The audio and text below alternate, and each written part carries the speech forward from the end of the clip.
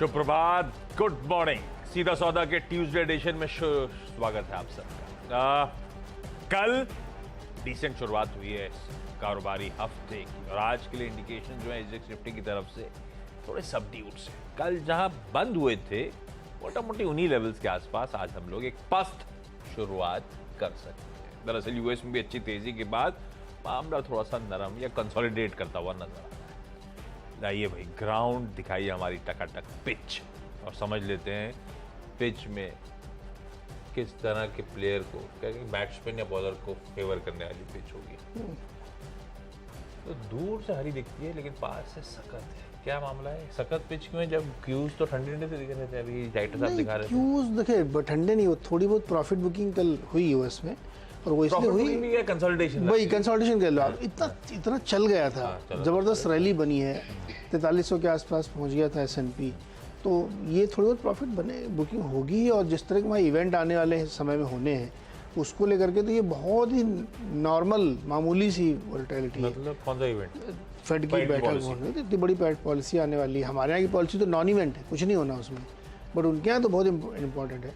तो इसलिए मुझे लगता है बहुत मामूली सी वोलेटिलिटी है और मैं तो अभी मानता हूँ कि बहुत ही स्ट्रॉन्ग है मार्केट वहाँ का। और वैसे ही हमारा, हालांकि हमारे यहाँ 2 दिन से FII खूब बेच रहे हैं, लेकिन अभी मुझे लगता है कि क्यूज़ के साथ से आप यूएस को अगर देख रहे हैं तो कोई दिक्कत वहाँ पे नहीं लग रही है। और हमारे फेवर में तो क्रूड है, देखिए प्रोडक्शन कट होने के बावजूद फिर ठंडा पड़ गया क्रूड, तो ये भी एक बड़ा फेवर में जाता है। अलग ये पता नहीं क्यों 700-700 करोड़ हो, कोई ब्लॉक तो नहीं हुआ कि ये क्या हुआ, क्या है ये कल, पता नहीं क्यों बेच रहे हैं इतना। FII वाले 2 दिन से लगा ब्लॉक हुए हैं, लेकिन ऐसा कोई ब्लॉक नहीं, कुछ स्टॉक्स में लार्ज ट्रेड हुए हैं लेकिन उससे मतलब नहीं है। FII 3 दिन से ऐसे ही चौथा दिन हो गया पस्त पड़। खैर नहीं, हमारी पॉलिसी नॉन इवेंट नहीं है। बाज बढ़ेंगी नहीं बढ़ेंगी, स्टेटस को रहेगा। CNB सेवा से जुड़ो मत भूलिएगा, सुबह 10 बजे थर्सडे को, बहुत इंपॉर्टेंट। यस, और डिकोड करने के लिए आवाज का बड़ा पैनल होगा आपकी मदद करने के लिए, पॉलिसी समझाए। ऐसे नॉन इवेंट कैसे बोल दिया? नहीं तो आज शाम को यार समझ लीजिए क्रेडिट पॉलिसी का MPC, आवाज MPC। हाँ, यहाँ से कहानी शुरू हो जाएगी, बहुत इंपॉर्टेंट। लाइव 4:30। हाँ, बहुत इंपॉर्टेंट। 4:30 पे लाइव आवाज की MPC भी बैठेगी।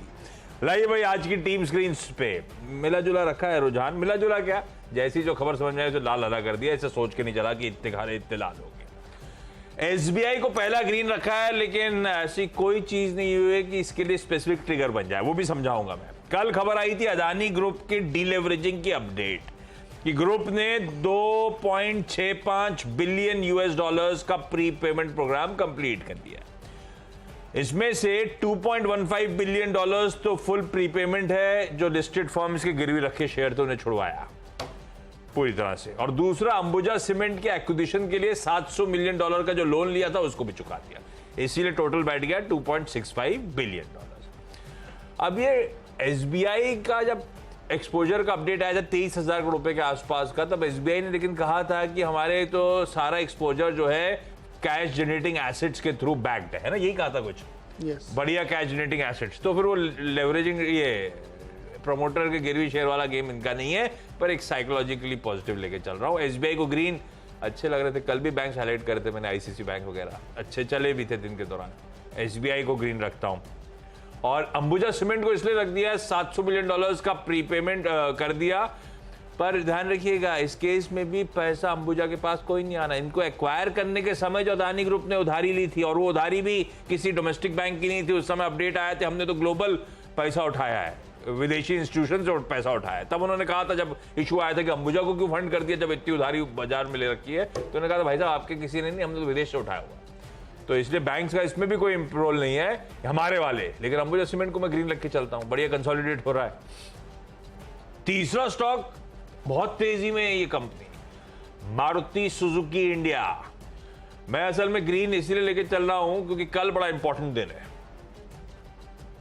वैसे आज तो मंगलवार है, कल जिम्नी जो मच टॉक्ड अबाउट SUV, मेरे ख्याल से 1.5 साल हो गया जिम्नी चर्चा रही। कल जिम्नी का लॉन्च है। वो लॉन्च क्या है, गाड़ी तो कैसी दिख रही है सब दिख गया सबको। मेरे लिए ज्यादा इंपॉर्टेंट हो गया कल वो प्राइसिंग अनवेल होनी है जिम्नी की उस लॉन्च के साथ। तो देखते हैं मारुति SUV मार्केट पे कितनी पैठ जमाने की कोशिश करता है, बहुत इंपॉर्टेंट होगा। आज हरे ही रखते हैं, लेकिन पिछले कई दिनों से बहुत अच्छा मोमेंटम एंजॉय भी कर रहा है। 3 हो गए।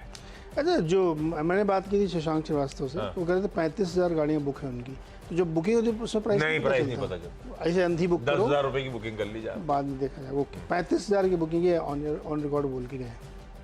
अच्छा चलिए, मेरी टीम में जो 3 स्टॉक है उसमें एंजल वन पहला स्टॉक है। ब्रोकिंग अपडेट इन्होंने दिया है।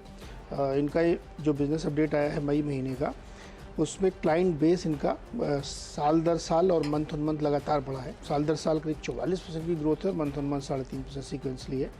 तो 14.5 मिलियन जो है इनका क्लाइंट बेस बन गया है। डेली टर्नओवर पे आप देखेंगे तो F&O में साल दर साल लगभग 1.5 गुना हो गया है। मतलब काफ़ी ज़्यादा ग्रोथ यहाँ पे F&O में देखने को मिल रही है। 21,671 बिलियन रुपीज़ में पहुँच गया F&O का टर्नओवर। मंथ ऑन मंथ भी काफ़ी बढ़िया चेंज देखने को मिला है। और कैश में मंथ ऑन मंथ 20% की ग्रोथ देखने को मिली। ये इंटरेस्टिंग क्योंकि उनको लगता है लोग जो रिटेल इन्वेस्टर कैश वाले शायद चले गए थे, वो वापस फिर से आ रहे हैं सीक्वेंसली, तो ये एक अच्छा है। और चूँकि ये लोग F&O में काफ़ी बड़े प्लेयर हैं, तो इसलिए इनका बिजनेस अपडेट ब्रोकिंग इंडस्ट्री के लिए मायने रखता है। और दूसरा, शेयर इंडिया सिक्योरिटीज़ ध्यान रखिएगा, सेकंड बड़े ये भी हैं। मतलब अगर आप उस लीग को हटा दें जहाँ पे जीरोधान लिस्टेड में, फिर ये नंबर 2 पे आते हैं। ज़बरदस्त वॉल्यूम ग्रो कर रहे हैं ये लोग। और चाहे वो कैश सेगमेंट में आप देखिए, या F&O में देखिए, या क्लाइंट एक्विजिशन में देखिए, तो ये दोनों स्टॉक में इसलिए अच्छा है क्योंकि बिजनेस मोमेंटम काफ़ी तेज़ है, तो यहाँ पे ध्यान रखना चाहिए। और अब तो शायद ये भी चल रही है कि रिटेल के लिए एल्गो लाने की भी शेयर इंडिया सिक्योरिटीज़ की तैयारी है कि आप एल्गो के थ्रू अगर करना चाहते हैं तो ये लॉन्च करने वाले इन्होंने अप्लाई कर रखा है। तीसरा स्टॉक ये भी बिजनेस अपडेट से जुड़ा IEX, लेकिन मैं उसको रेड पे रखा है। रेड पे इसलिए रखा है क्योंकि इनका वॉल्यूम तो बड़ा है लेकिन प्राइसिंग गिरी है ये बिजली वाली। अब देखिए, हालांकि इनका कोई लेन देन नहीं, तो एक्सचेंज इनका क्या है, प्राइस गिरे चढ़े, हम तो बीच मार्जिन खाते हैं। लेकिन अगर मार्केट ही ठंडा हो रहा है तो फिर बहुत मुश्किल होती है एक्सचेंज के लिए भी। तो इसलिए मैंने इसको रेड में रखा है क्योंकि प्राइसिंग 30% नीचे गई है, तो ये थोड़ा सा इनके लिए रेड में रहेगा। विजय डायग्नोस्टिक सेंटर कल लास्ट ट्रेड हुआ, मैंने लाल रखा है, लेकिन ऐसा कुछ जरूरी नहीं है कि पता नहीं बायर कौन है, मुझे नहीं पता। लास्ट ट्रेड में जो अनाउंस हुआ, अपडेट आया, फिडिलिटी ने 11,82,000 शेयर्स इसके बेचे। तो लाल रखा है, लेकिन बायर हो सकते हैं, कई सारे बड़े फंड हो सकते हैं, लेकिन वो अब लास्ट ट्रेड में अपडेट नहीं है। एमतार टेक को मैंने दरअसल ग्रीन रखा है, और इसमें तो उल्टा प्रोमोटर्स बेच रहे हैं, पर मुझे तो अच्छा लग रहा है। एक बार वो ओवरहैंग खत्म हो जाना चाहिए।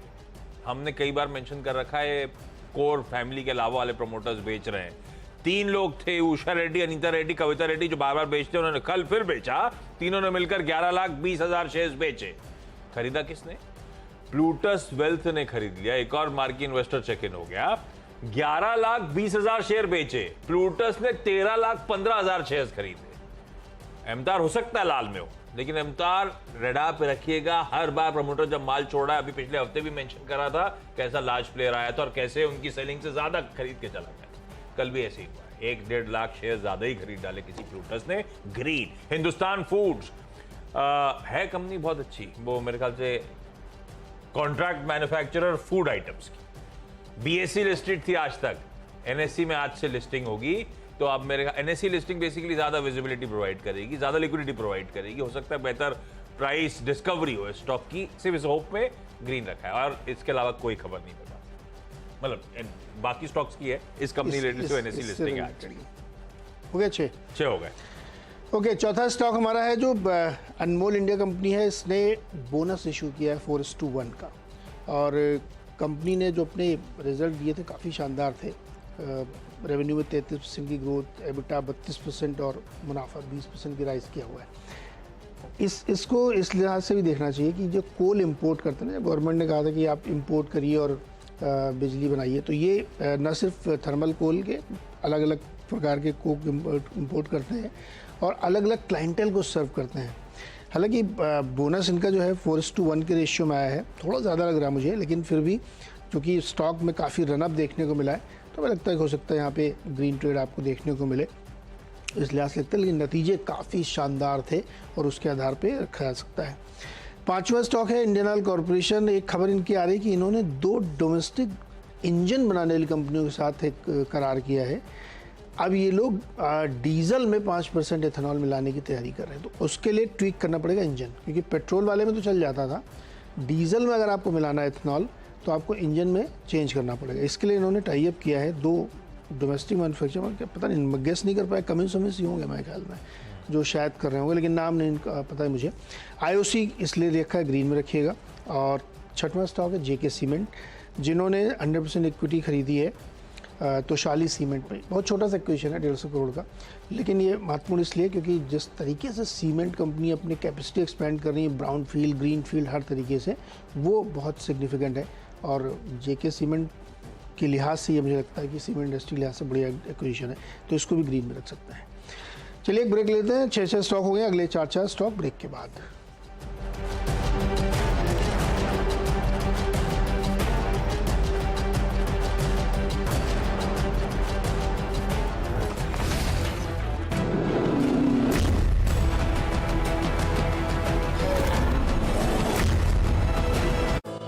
CNG is good, बट कुछ पाना है तो कुछ खोना तो पड़ेगा ही।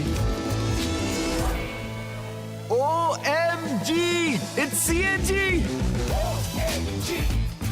Big boot, big appeal, big reaction. OMG, it's the Altroz iCNG.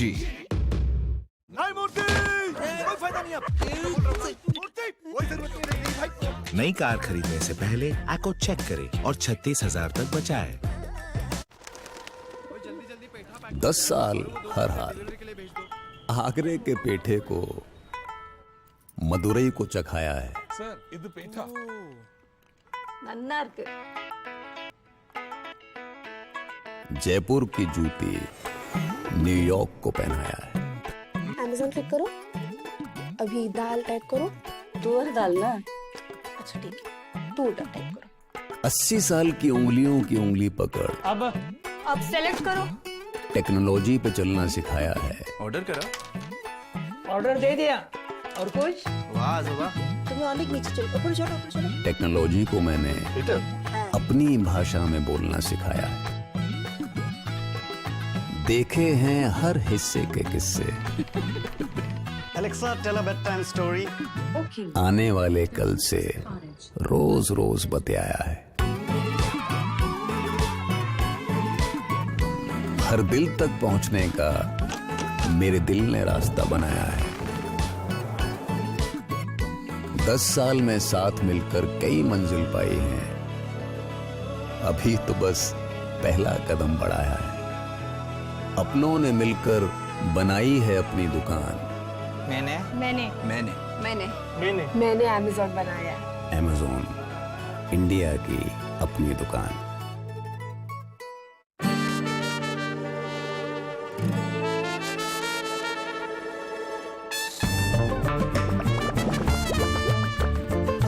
When your number gets shared, you get unwanted calls. Buy motor insurance on PhonePe. We keep your number private, always. Save up to ₹12,000 on car insurance on PhonePe.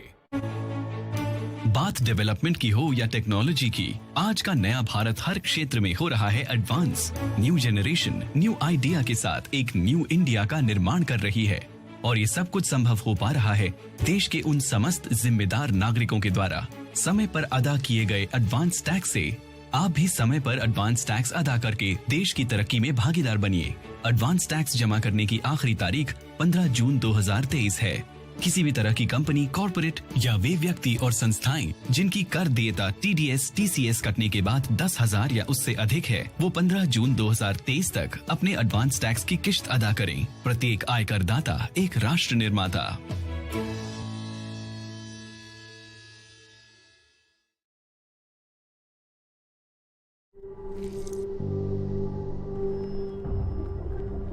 झंझनाहट से जल्द आराम पाएं। Sensodyne rapid relief के साथ। हमारा हाँ में हाँ मिलाना ओके है, क्योंकि हम तोते हैं।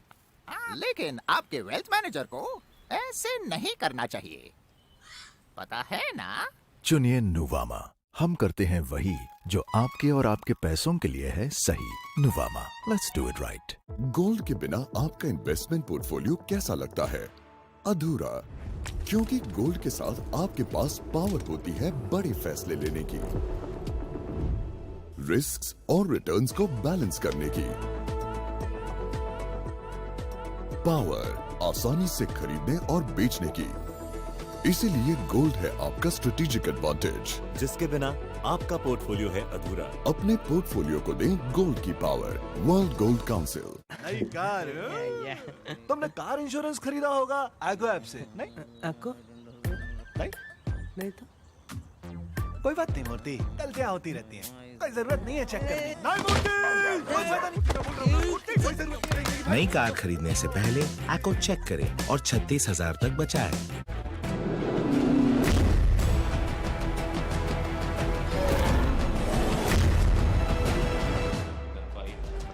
स्वागत एक बार फिर से आपका और अगले 4 स्टॉक्स में IGL रेड में।